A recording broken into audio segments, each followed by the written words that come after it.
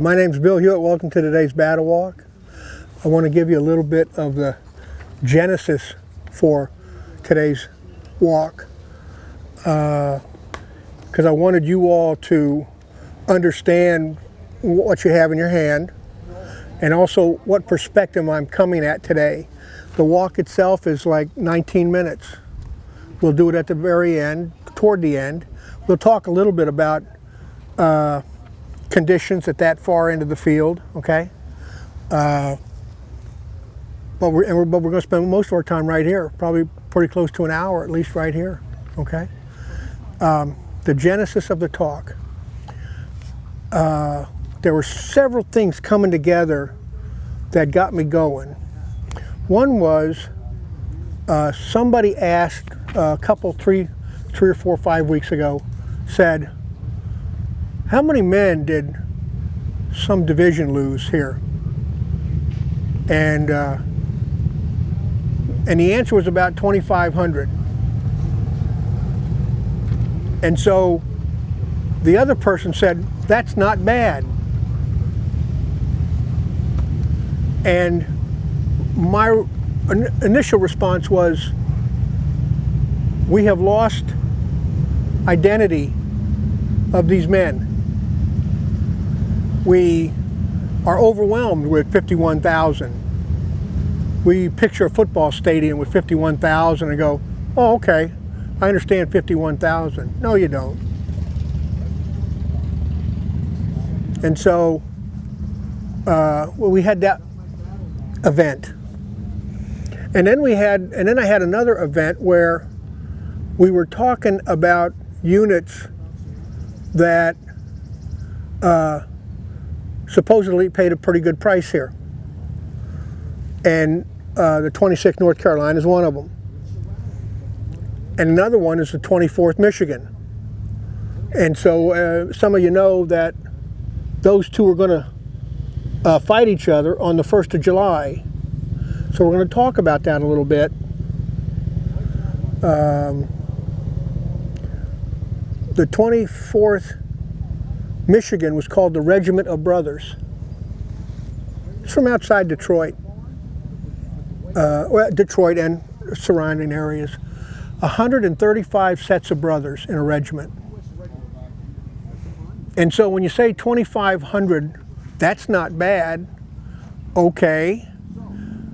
Let's go with what happened to the families. With 135 sets of brothers, we ought to have some interesting stories to tell, because behind soldiers are moms and dads and aunts and uncles, every single one of them, neighbors. And so when you lose track of them as individuals and you put them in a regimental line, they lose their identity, but they should not lose their importance. And so I had that experience as well. So now I'm starting to look at these regiments, and I start seeing, my goodness, here's a handful of fellas in the same family. What looks to be the same family. They're all from the same county. They all enlist on the same date. They all have numbered ages, 22, 18, 20, 27, 60, one of them. Can you imagine a 60-year-old father here fighting alongside his sons? And the family doesn't do so well here. We'll talk about that. But then you start to say, okay, what other things can you uncover? If we're interested in these people as men, and not just numbers, if we're interested in them as men and not just units, then what else can we find out about these men? Because I think that would be a compelling story. Most of you, if you don't already know, most of you should know, I see some familiar faces here, that regiments are raised in counties back then. Detroit is going to provide a regiment, or maybe 8 companies of a regiment, and the other 2 companies might be from a local a suburb of Detroit. Adams County would provide a regiment, or multiple companies of a regiment. And so geographic areas provide. So do they know each other? This 1,000-man regiment. And you start finding out some really interesting stories about these men. You find out, for example, oh, Smith, Smith, Smith, Smith, Smith. And then all of a sudden you might look at the family tree and, oh, this Jones married a Smith. And then you find out now you've got brothers-in-law in the regiment and nephews and twice removed cousins. And so it just kept going that way. And so what we wanted to do, what I started out doing, I was going to focus on the entire regiment, or correction, the entire brigade here. Pettigrew's brigade. You know, you got the 11th, you got the 52nd, you got this 26th, and you got biggest brigade in Robert E. Lee's army. Massive. And then you start saying, well, I can just focus on the 26th. I got enough information on one unit. And that's kind of exciting. And then you start looking at it and you say, wait a second, I got enough information on one company to focus on. And so my focus has changed as I prepared for this as we go. Okay, so look, this is what we're going to do. We're going to talk about the battle and a little bit about this unit, and talk about the damage that is done to this unit here in that vein, okay? As we go, if you have any questions, good. This field, we're going to go on a trail that's been cut for us by the maintenance division, good for them. But we do have ticks here, and this field is crawling with them. One ranger about 3 weeks ago picked up 11 ticks just walking from here to there. So you want to check yourself. A little bit of information on 26 North Carolina. They take a muster roll call a couple days before the battle. They got 885 guys in that muster. Got a lot of sets of brothers. I don't know, some authors have said 18. I don't know if that's accurate or not. It may be higher than that. So we'll go with that for now. Commanded by Henry Burgwin. He's a young fella, 21, real young. When he gets picked to be the regimental commander, the brigade he's in does not want him. He's so young. Not have a colonel so young, a regimental commander. So they transfer regiments, and they participate both on the 1st of July and then rest on the 2nd. We'll talk a little bit about their rest, and then get sent back over here on the 3rd. Okay.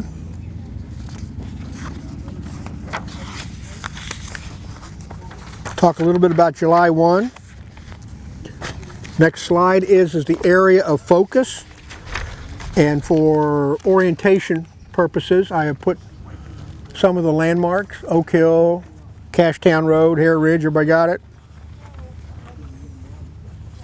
Everybody know where we're talking about? Okay. If you got to look at somebody over somebody's shoulder, I told people to share. We'll leave you out in the field if you don't share. It'll be a long time before anybody finds you.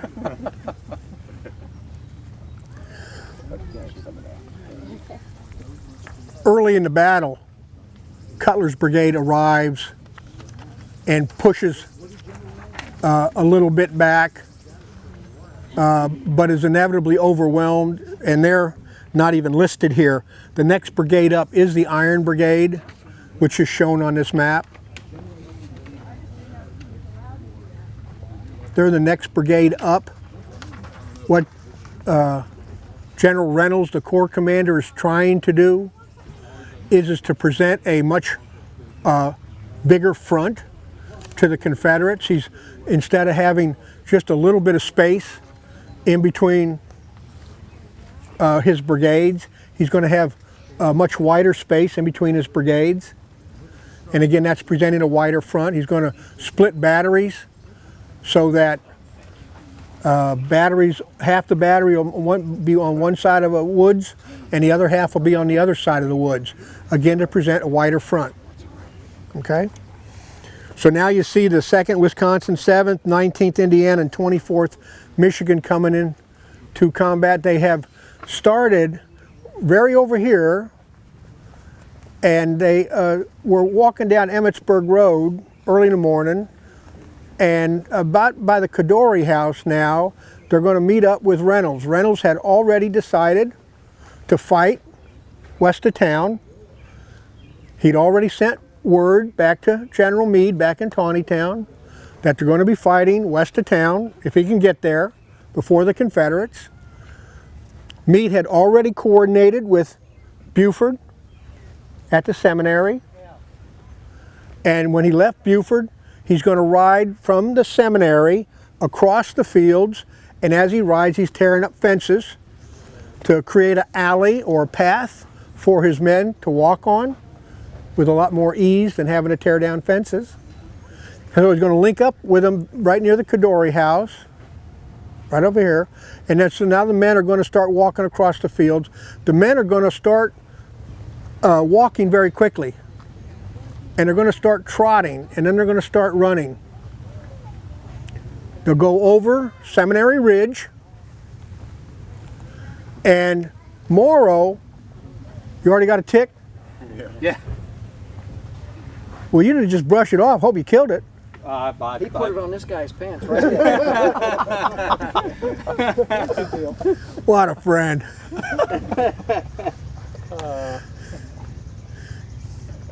So Morrow, he's down in the low ground between Seminary Ridge and McPherson Ridge.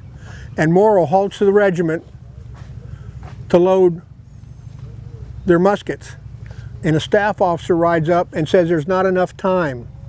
So now Morrow's going to go forward with unloaded muskets. So they're going to crash into the flank. The next chart, next map, is the 2nd and 7th are slightly ahead. And so they'll go into Herbst Woods and face off against the 7th and 14th Tennessee. And the 1st Tennessee and the 13th Alabama, the other regiments in that brigade, cannot see over the hill, because over the hill is the 19th and 24th coming in on their flank. So when the 1st Tennessee and 13th Alabama think everything's hunky-dory, we're going to slam into their flank. All they do is expose their flank to the 19th Indiana and 24th Michigan, which is on the next slide. So successful is the Iron Brigade's attack. They capture Archer, the brigade commander. They capture a couple hundred men, but they create an awful lot of confusion with an attack like that. And when they created that confusion, Archer's brigade, leaderless now, falls back across Willoughby Run. And the Iron Brigade now has a free road to hoe. I have some sources that say that Iron Brigade pushed up all the way to the top of Hare Ridge. I believe them to be accurate. Because Morrow says that he sends skirmishers over the top of the ridge to engage the enemy, which infers he's not down at the bottom in Willoughby Run, where most people think and portray him to be. Next slide.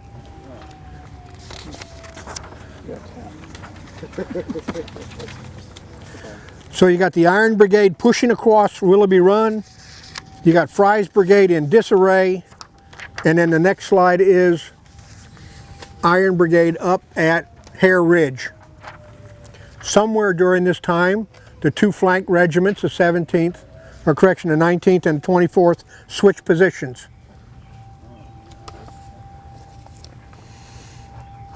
Pettigrew's brigade at this point is in the wood line, I think, toward the left side, because they talk about being in the woods on the left side of your map.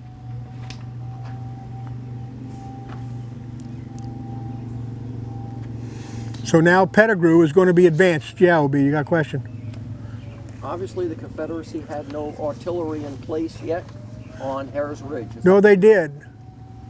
And they were able to advance against that artillery. I think the artillery was down at the corner of Hare Ridge and Cashtown Road, and I think they may have had to pull back. Forward, of course, many of you know at this point now the Confederates are well aware. There are at least 3 accounts of somebody yelling out loud because the Federals heard it. It's those damn fellas in the black hats. It's not militia, it's not cavalry, it's the Army of the Potomac. And so now the Confederate chain of command has got to respond differently. And so I think that's going to account for the lull. Because after all, if it's against cavalry or militia, we press forward with what we need. We don't have to deploy brigade after brigade, right? Next slide. Morrow again writes, his skirmishers are pushed back, and his brigade is pushed back to a first position halfway down toward Willoughby Run. And so I placed that position there. That makes sense to me. That may not be it, but it looks about right. It's on a high knoll area before Willoughby Run.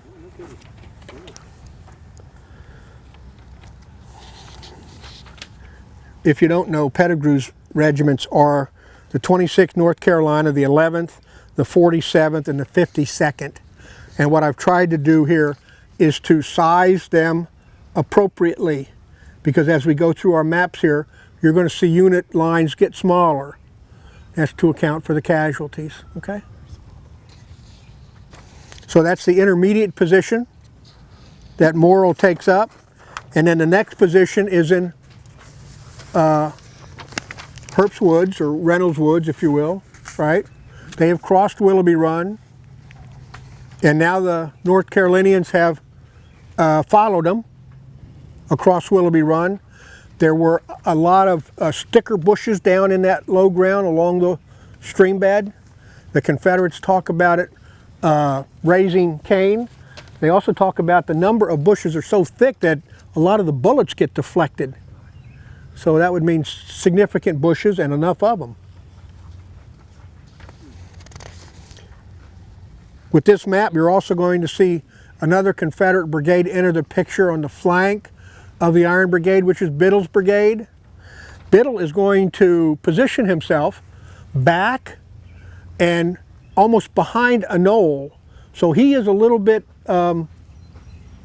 covered from visual, especially if you're down low in Willoughby Run. And so when the Confederates come up, they're going to be able to get fairly close to Biddle, because as you come up, if you're on the far side of the hill, the enemy's going to get pretty close to you before you know you're there.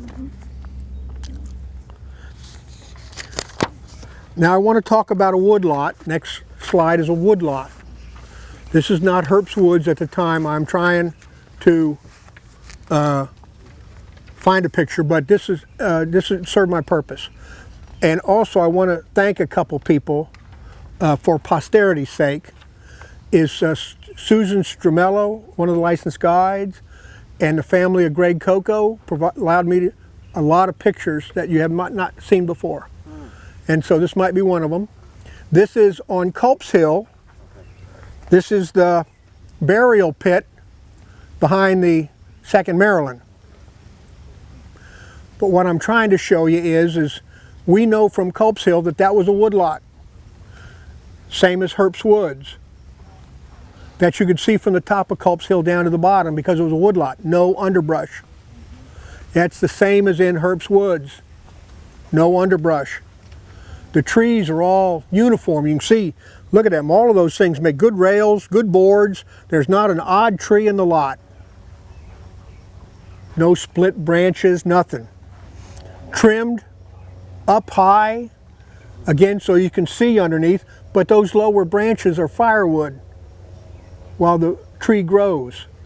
Look at a tree lot as the next generation of fence rails and boards. That's what it is. It's a resource. It's not shade. Okay? So you get an idea about what a woodlot would look like. What that means is that when you fire black powder during that time, it's a lot of smoke. But those leaves are going to provide a canopy for that smoke to stay in those woods. So the 24th Michigan and the 26th North Carolina both say they couldn't see each other until they were within 20 paces. 40 feet. And then all of a sudden, now understanding they're that close, those two regiments go at each other until they're almost out of ammunition. They don't fall back. They do nothing. They just sit and fire at each other and decimate each other. It is very symbolic. These two regiments going at each other, very symbolic of the 1st of July in general. Two armies going at each other. It's very symbolic of Gettysburg. Two armies just going at each other. It's also, in my opinion, very symbolic of the Civil War in general. Two sides just going at each other. And when it's done, you got 600,000 people dead. Amazing. Well, here it's not 600,000, but it is significant. Okay? So I wanted to find a picture of a woodlot during that time. And that, like I said, the Coco family provided that to us. So now we're going to come up to 3 July.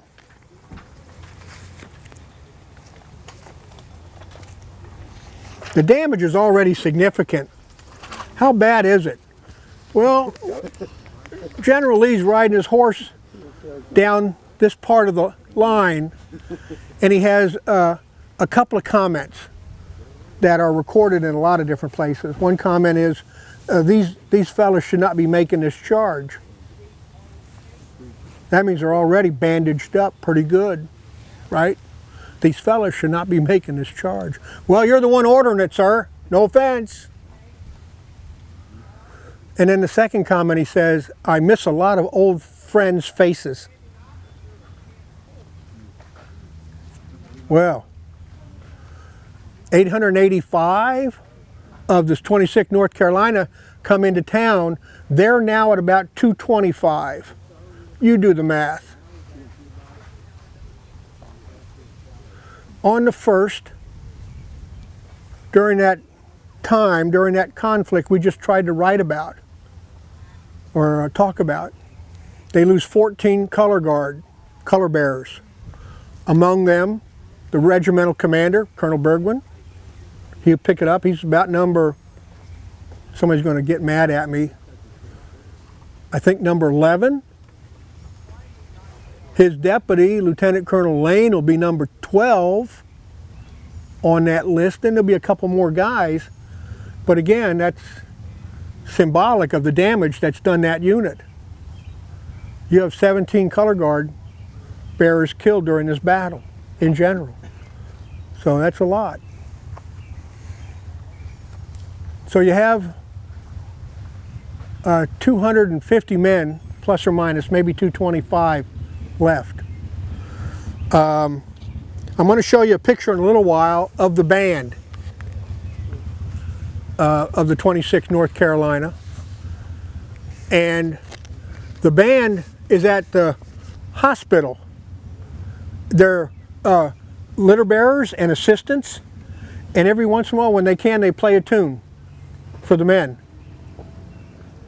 And that's what they've been doing most of the day on the 2nd of July. In the afternoon, they get told to report to the commander.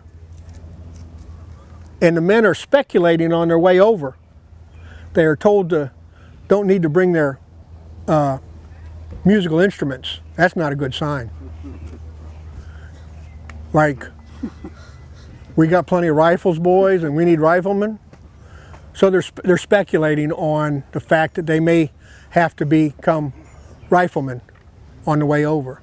When they arrive, they're told, no, go back and get your musical instruments, but what I want you to do is come over here and play for the men that are going to make this charge.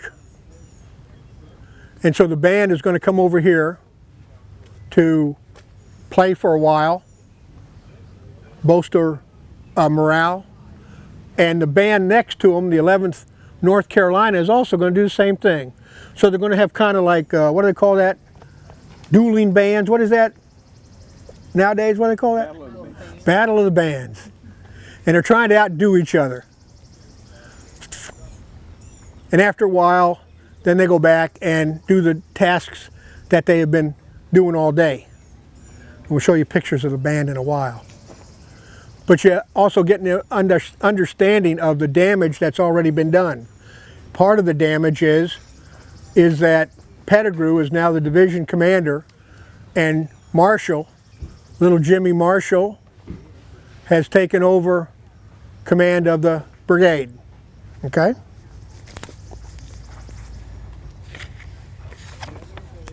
It's always an interest to me also is, you know, you read books, we're talking about data points and things that influence us.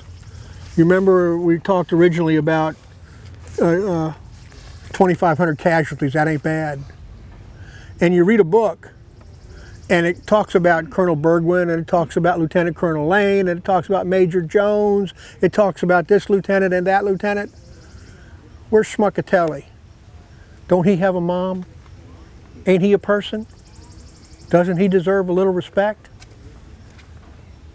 And so I wanted to find out more about individual soldiers. And that's another one of the data points.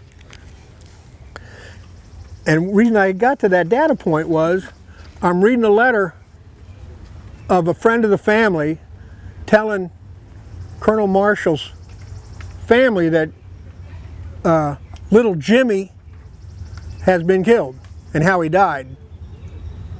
Suddenly, Colonel Marshall means something to me. His grandfather was the Chief Justice on the Supreme Court. He's fighting here for the Confederacy, but now he's just Jimmy.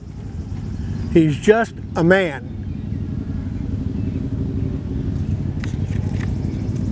The next slide will show you the route we're going to take across the field.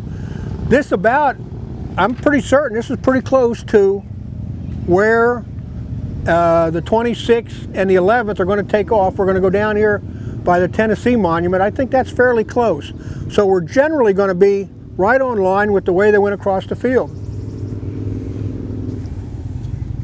You know, there's little Jig and Joe on the 26th North Carolina line.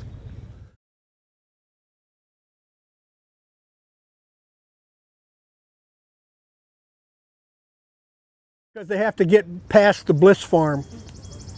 By now the Bliss Farm complex has been under fire and torched and in whatever state of disarray, but they can't just walk over it because it's still burning and probably pretty hot. So they have to go by in echelon and catch up.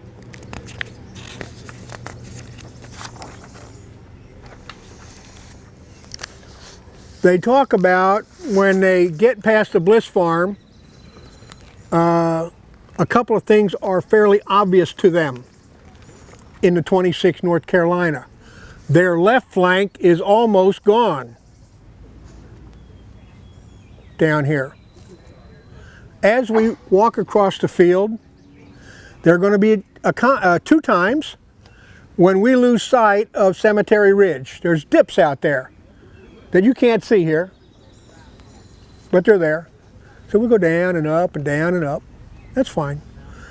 But if you look over here, the fellows over here, who is that? Davis and Brockenbrough, they don't have those dips.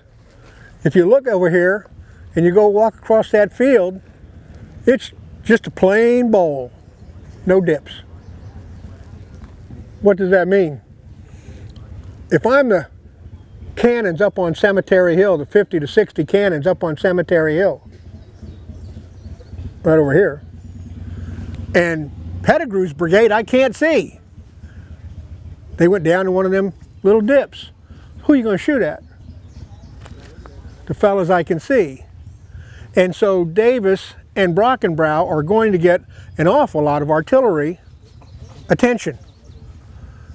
And consequently, they are not going to last very long. regardless of the questionable leadership some people talk about in those units.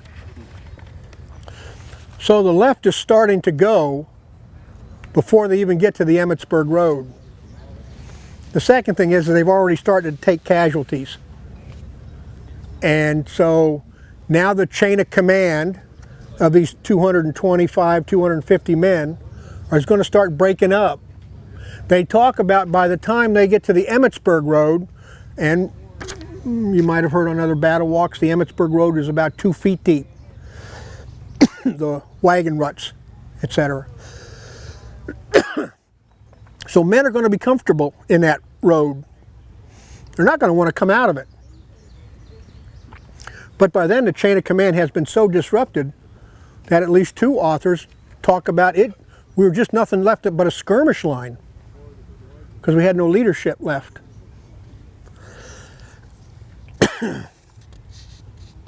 So that next map shows you, once they cross Emmitsburg Road, nothing but a skirmish line.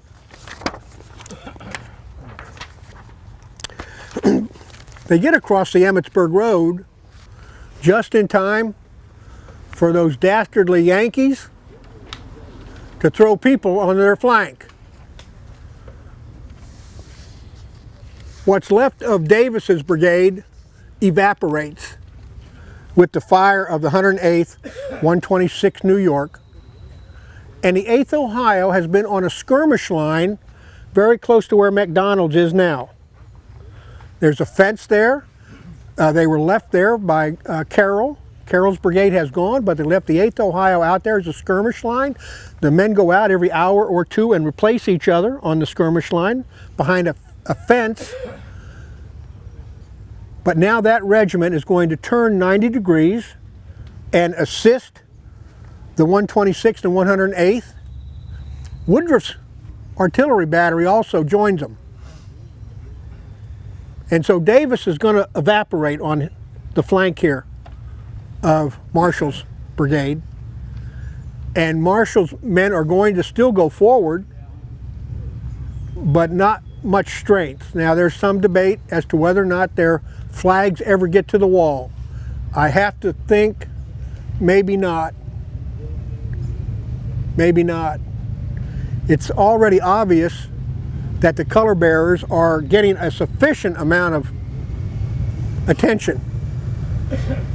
And so I don't see why the New York, 12th New Jersey, the 1st Delaware, and 14th Connecticut would allow a flag to be placed on the rocks in front of them.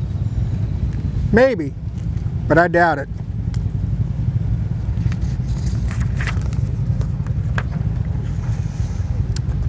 The Confederates called it, the next map,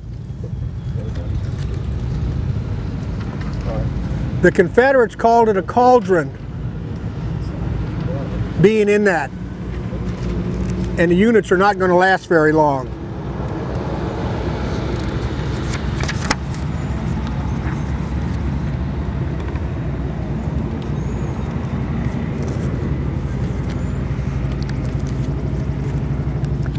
And the next slide, I just want to, everybody on the picture slide, fellas? Yep, everybody? I'll give you a set of these, Matt. Right? Remember, the focus here is on soldiers. And so what I wanted to do was talk to you about just soldiers. My dear Mrs. Emerson, dated August 12, 1863, David's Island, New York.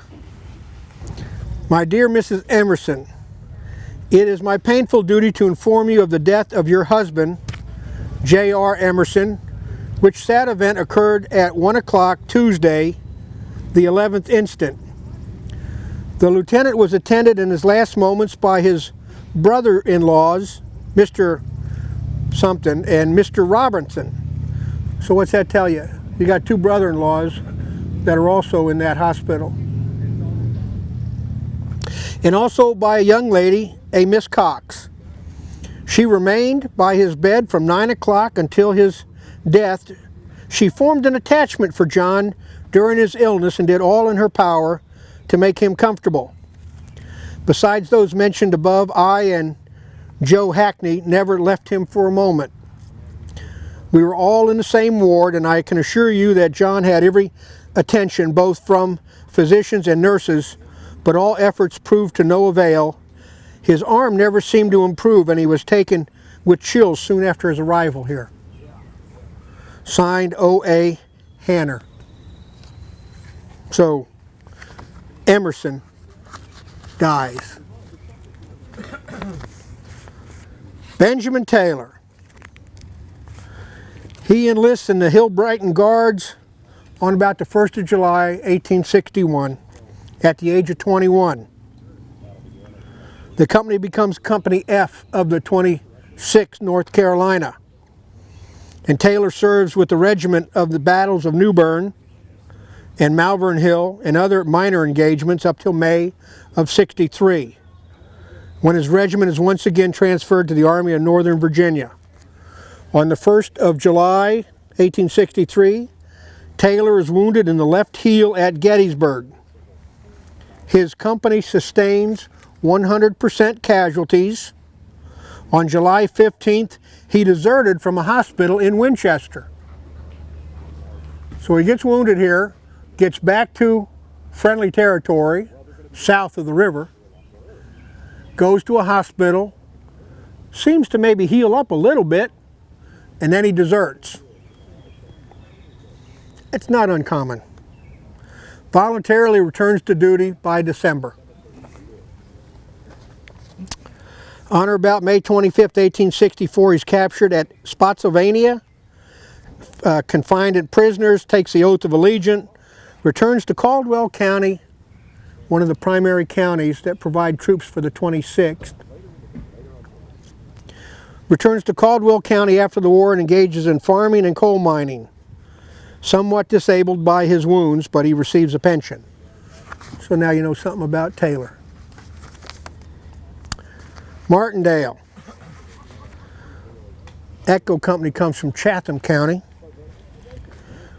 He enlists at the age of 22, musters in as a private, present and accounted for until wounded in the chest at Gettysburg on the 1st of July. Returned to duty by October. Wounded at Bristow Station, same month. Lucky guy. Promoted to corporal. Returned to duty by January '64. Wounded in the eye in the wilderness a couple months later, in May. Returned to duty by July '64. Captured toward the end of the war and then becomes a POW. So here's a man, Martindale, wounded, go back, wounded, go back, wounded, go back. So now you know something about Martindale.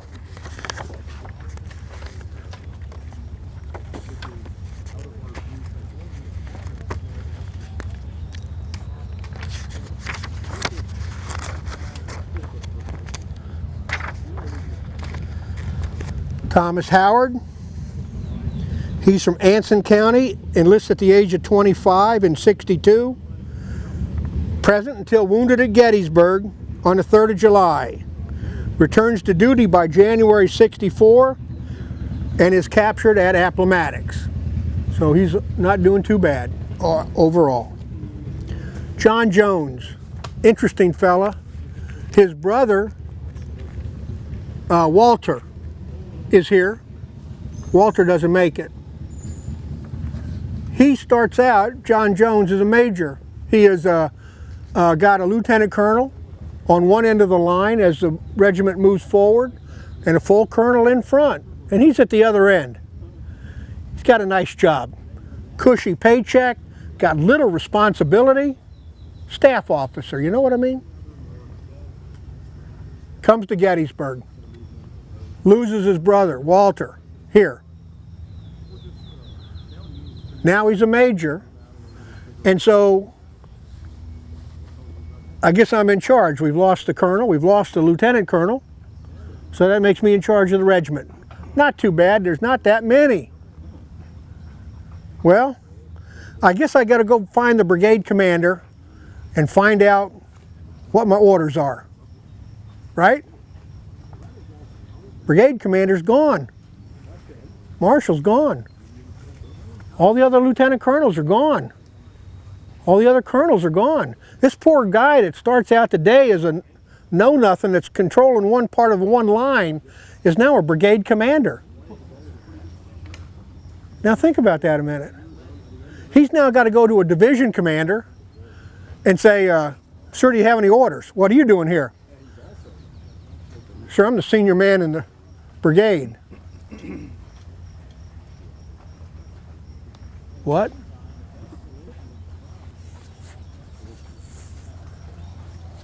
So now he's in charge of writing the report.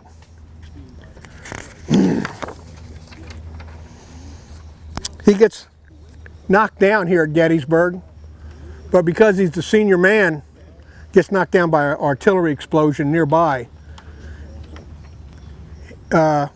He knows he's not 100%. I don't know what that means, but he gets up, because he knows he can't go to the rear.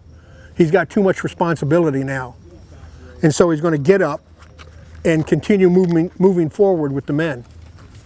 Shows you something about his courage. He's promoted to lieutenant colonel after the battle. They're going to bring in another guy to be the brigade commander and regimental commander. You know, we can't have these junior people don't know what they're doing in charge. So they'll bring in other people. So he's made a lieutenant colonel. Jones is shot while leading his regiment in a charge in the wilderness. Told that his wound is mortal, he responds to the surgeon, "It must not be. I was born to accomplish more good than I have already done." He died later that day. So there's a couple more men of the 26.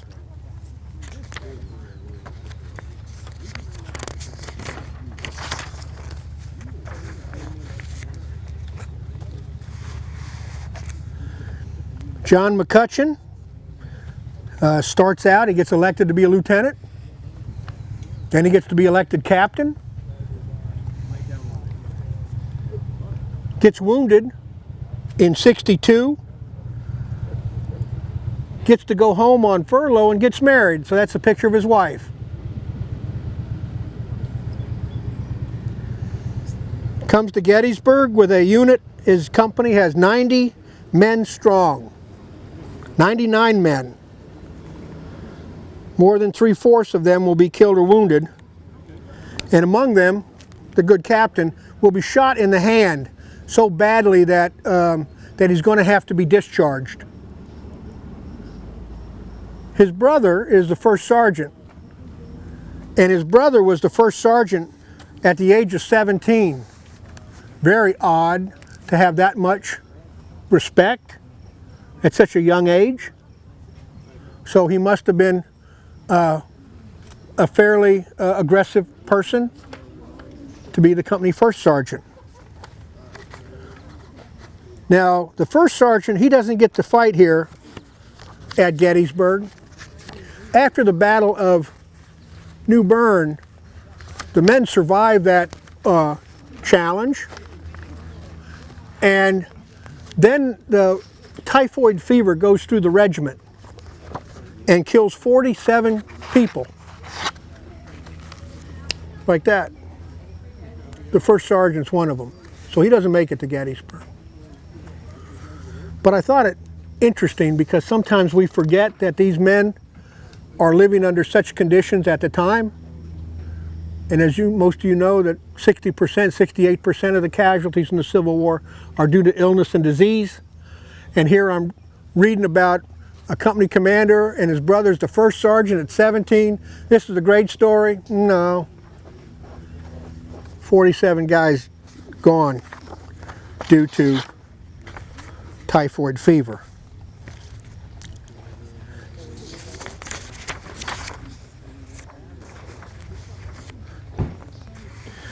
John Tuttle on the next page.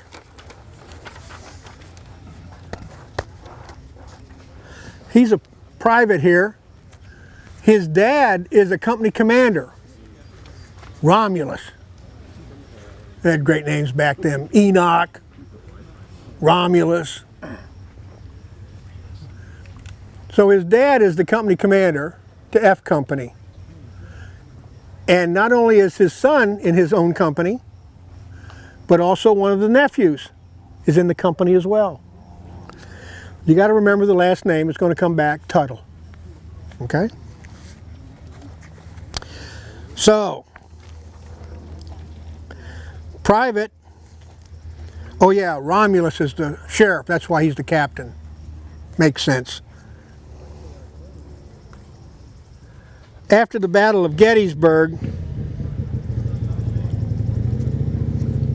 there are now just 36 people left of the original F-26 Regiment, F Company 26. Some of the casualties have come back from the hospital, so they're now up to about 36 men. And Tuttle's one of them. Private Tuttle's one of them.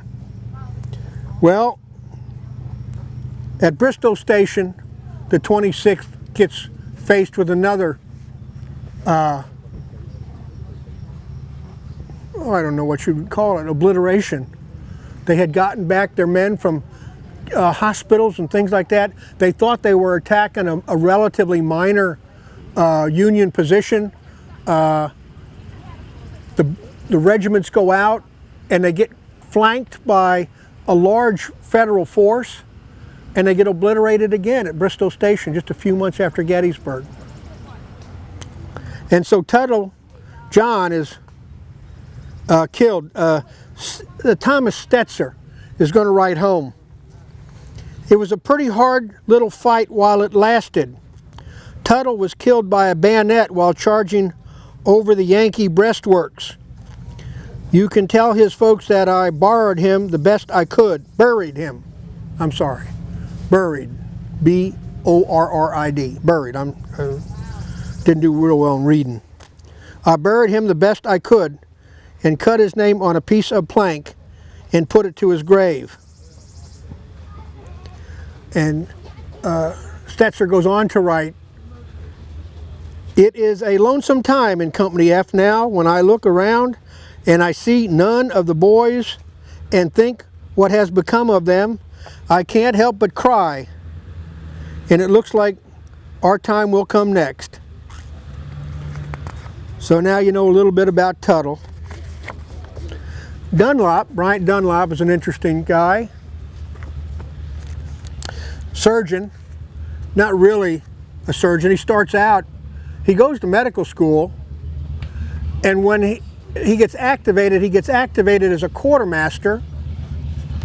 And quartermasters have to have a bond on them. You know, they handle all the supplies and all the money, so they're going to have a bond. Well, you have so much time to get your bond posted, and but the bond was never posted, and so Dunlop then reverts back from officer back to enlisted man, which he does for some time. But now he's a skilled doctor, but he's a private. Now we have this battle at Gettysburg. And so this private doctor is now the one that's going to start treating people in the 26th.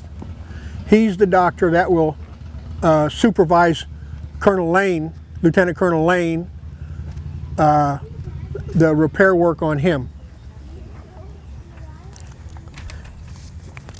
We talked about the band, and I thought I would introduce you to the band. Fisher, Linebeck, Cruz, Hauser, Hall, Gibson, and Mickey. That's a picture of them in better days. Picture was taken in '62. And you remember the hard work that they had on the 2nd of July and also on the 3rd. And a little bit about what happened to them. Now those captured in action, died, those happened toward the end of the war. Bands don't normally hang around where the infantry does when the work's to be done.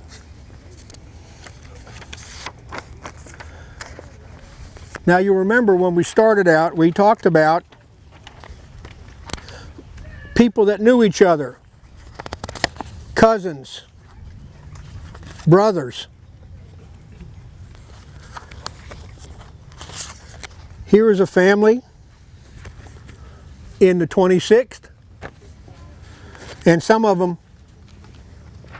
are in the 23rd, the top one. Their ages, who they are to each other, brother, brother, brother, half-brother, cousin. Wounded in action, killed in action, wounded in action, killed in action. So I thought I'd introduce you to the Germans. Charles does pretty well. Mysteriously, he's in a hospital in August 1863 for something we don't know, and so I'm investigating. Was he wounded at Gettysburg and made it back? Or did something else happen to him? But all of a sudden, he's present for duty, present for duty, present for duty. Suddenly, he's in a hospital with no battles going on. Now, you also have to remember something about the way Confederates document their casualties. If you can get to muster the next day and fall in, you're not a casualty. And so, the books may not be accurate. Did he have a minor wound that over time become infected? This could very possibly be true. Or maybe he was hurt on the road back. There were skirmishes, you know, back in Falling Water to get out of Yankeedom. There were skirmishes down in Virginia. On the 24th of July, Custer's men attacked A.P. Hill's Corps that night on down there in Virginia. Maybe he got wounded there, I don't know.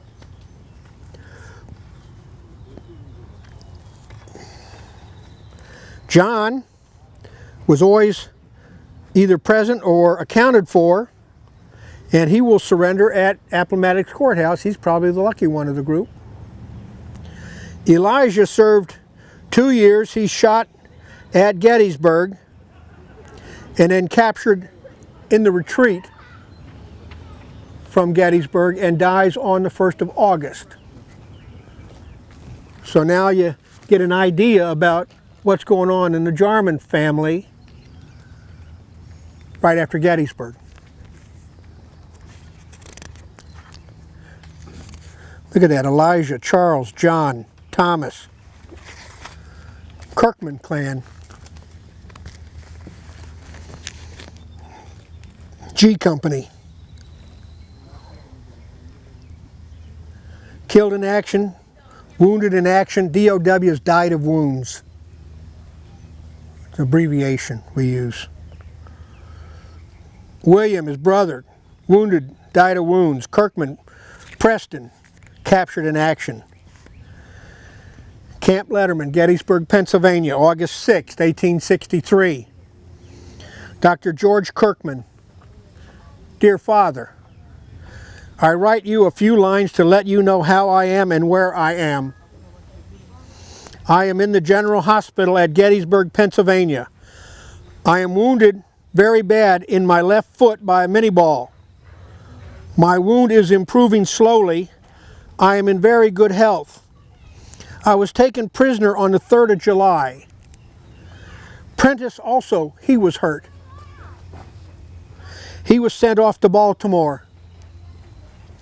George was slightly wounded and went back with our army. Preston was wounded on the 1st of July.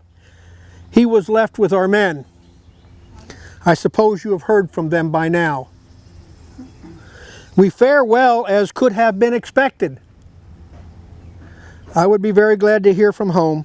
Nothing more this time. Yours, Henry C. Kirkman.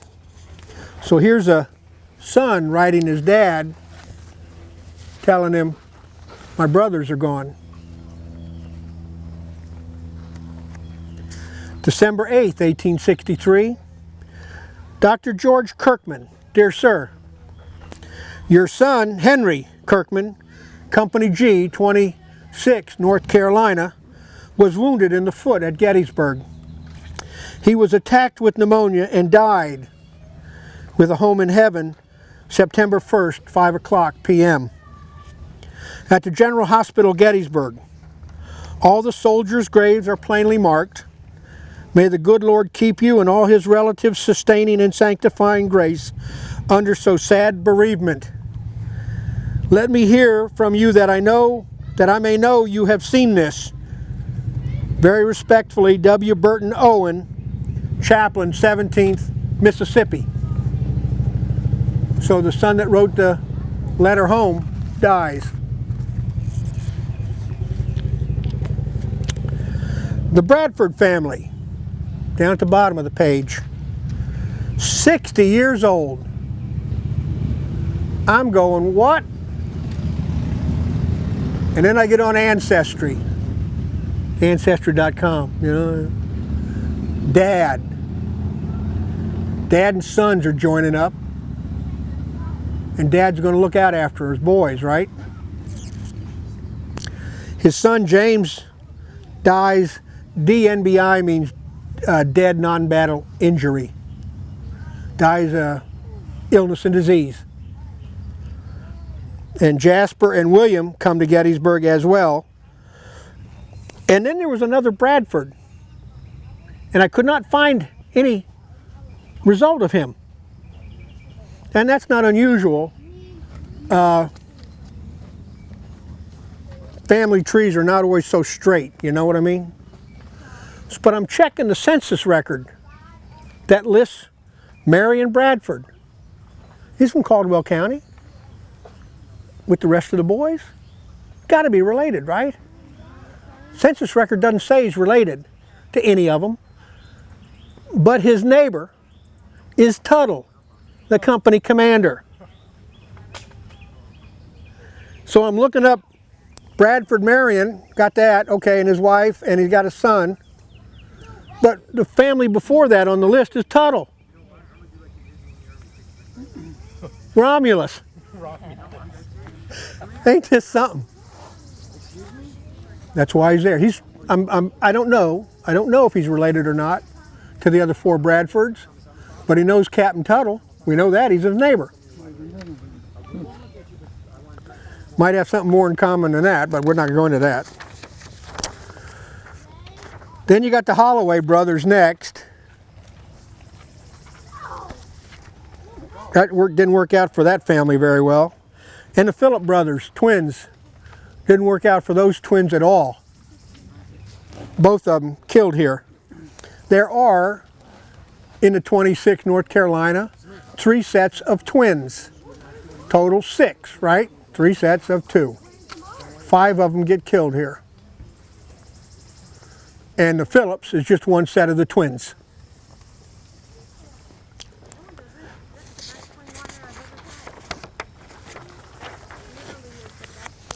I read you a little note from Eli Stetzer a few minutes ago.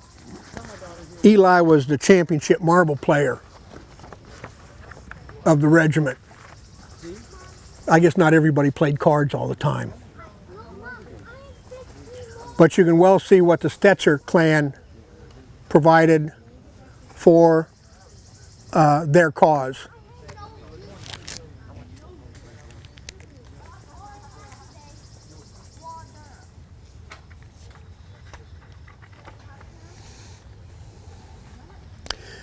In the 26th, they are so decimated here,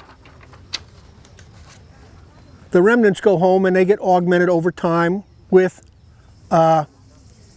people returning from hospital. But as you can see from the list, some of the fellows have a pretty good reason not to hang around. So there's going to be some desertions late in '63. There's going to be, in this brigade, 7 executions for desertion between January of '64 and March of '64. People are going to start filtering back if they had previously deserted. So you're going to see that in the records. Deserted, but came back in March '64.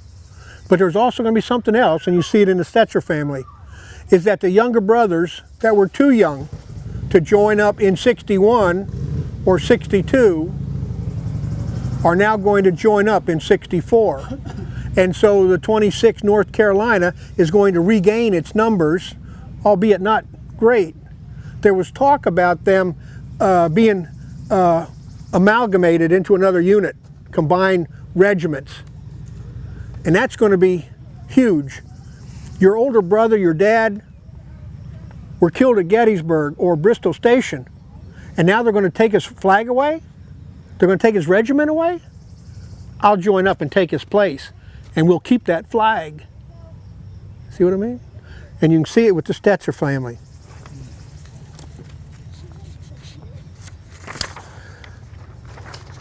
The next one is the Coffee Clan. They're in black because this is a crime, in my opinion. You can see the sets of brothers. Here you go, Adam. Or Matt, I'm sorry.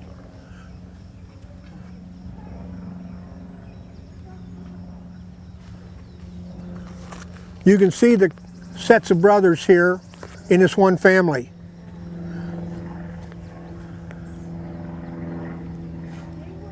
If it has DNBI 62, that means they died in 62 or deserted in 63. It's all there.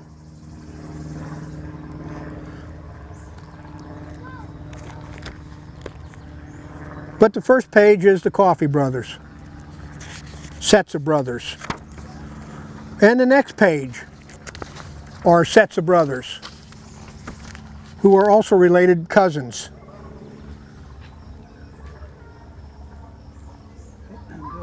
Yeah. John Coffey, a brother, or is he the father? He might be. I got to check. I don't know. I have to tell you, I was telling fellas, this is like an Easter egg hunt. I mean, it is. And I have gotten the bug on this regiment. And I'm glad that some folks are looking at this regiment, because this is not just a testament to Caldwell County, North Carolina. It's not a testament to North Carolina. It is a testament to us. To me, this is the American, part of the American journey. Yeah. Do you have another set of those papers? I only came up with twice. I can get you some later. So, I'm looking at this now, and I'm going, transferred to Echo Company, 58th North Carolina. 2 of them. I want to know, why? Why'd they leave their brothers and cousins? I've heard about that 58th. They're a bunch of ragtags. Why would you join up with them? Turn the page. And I bump into 19 more coffees.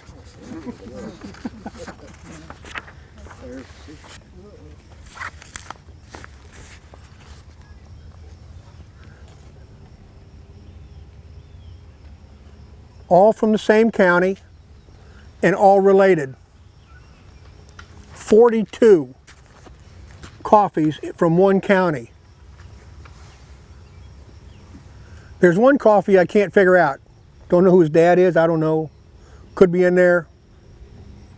I'll check it out. I'll keep going until I find out. But then I find out more coffees joined up Alpha 22nd and D Troop of the 9th Cavalry. And then we got more coffees in more regiments that are related.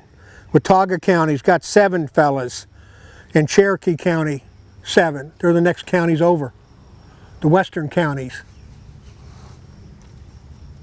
You've got to be kidding me.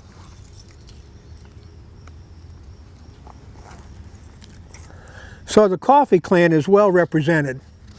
Maybe the 58th wasn't a ragtag outfit after all.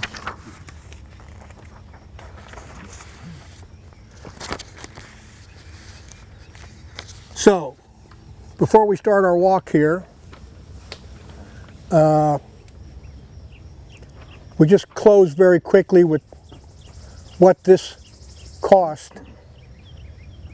And it got me to thinking. You have fellas, and you look back in here, you're going to see fellas with the same name that enlist, same last name, that enlist on the same day and join the same unit, and they're the same age. Brothers, right? Twins? No. Uncle and nephew. And so I'm thinking to myself, and fathers, we saw the fathers there too, and cousins. And I'm thinking to myself, not just what happened to them on the 1st and 3rd of July, but on the 30th of June, when they're back on Marsh Creek, how do they say goodnight to each other that night?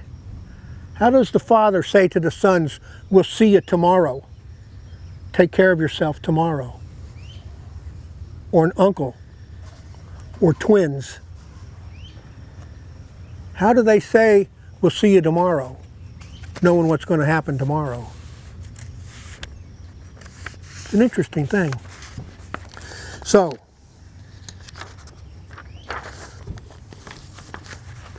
I would imagine the family cut-ups have a certain way of being able to say, we'll see you tomorrow, huh? Getting ready for a walk. Pettigrew's brigade on the 3rd of July was initially back this direction, almost a quarter of a mile. After Pickett's division is in place, there is some discussion and changes that go on. Is Pettigrew's division going to follow and support Pickett, or are they going to march alongside? And they're going to debate that for a while. And the end of all that discussion, though, Pettigrew's brigade is going to move about a quarter of a mile north to about where we're at, maybe a little bit in that direction, not much. Some of the men talk about going forward to the knoll behind the cannons and looking at where they have to go and not liking this much. That's an interesting way to consider. But I want you to consider something else. 2 days ago, they were 880 strong, and now they're 250. So all these things I've talked to you about today thus far, the brothers, the uncles, the fathers, those casualties for the most part, 3/4 of them have already occurred. And now we got to go do this. Okay? And so I sit there and I say to myself, why does a soldier do that? One guy writes, he can see 100 cannon on the ridge in front of him. Why would a soldier do that? Because the price has already been paid. It was paid on the 1st. We cannot turn around. We cannot go back. Right? What these men do, they did for each other. So let's go for a walk.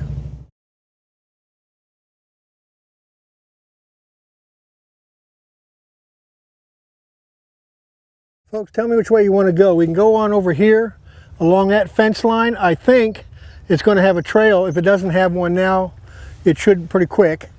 Or we can go over to that fence line, which does have a trail. So which way you want to go? Left or right? Which way did the 26th go? He went straight ahead. They went straight ahead.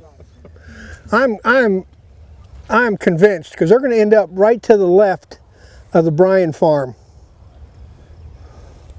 Okay? Their flag's captured by the 12th New Jersey. Pardon? Their flag's captured by the 12th New Jersey. Yeah. If that helps. Yeah. You want to go straight? We'll go over the fence. Let's go. This is one of the dips. Yeah. If you look, you can barely see the Pennsylvania Monument.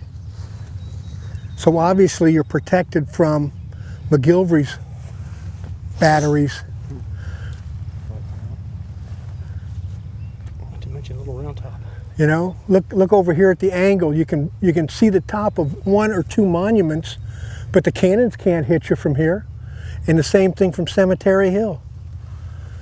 So this is one of the dips that we talked about. Yeah, that's right. When they went to the Bliss farm, what they did was is this unit, if it's going to hit the farm and this unit's not, this unit kept moving and this unit kind of backed in, kind of in echelon. So now they need a place to get back on the line, and this is what they're going to use right here to do it. Okay.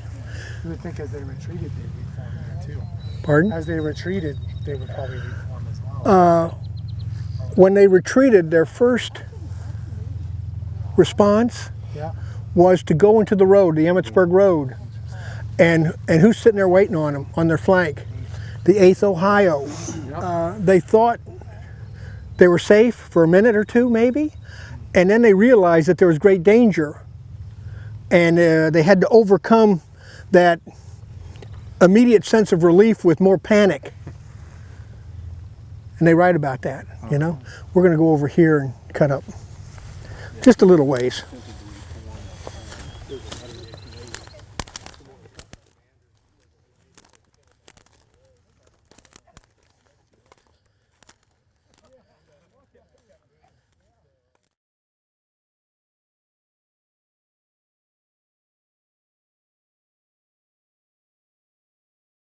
But you see, we're still pretty much down in a dip. I mean, a couple cannons can fire us, but not many. So let's shoot at the boys we can see, you know.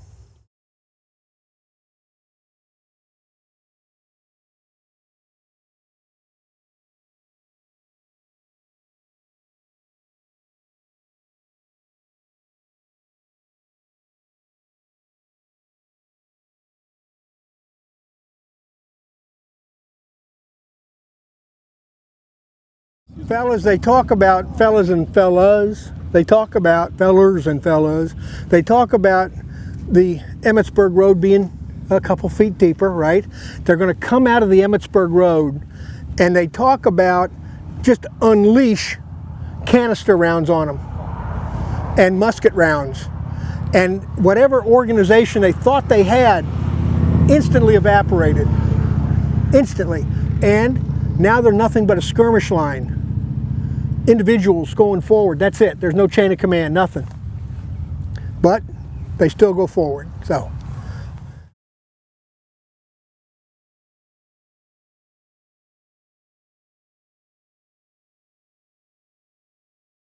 Some of the men make it this far.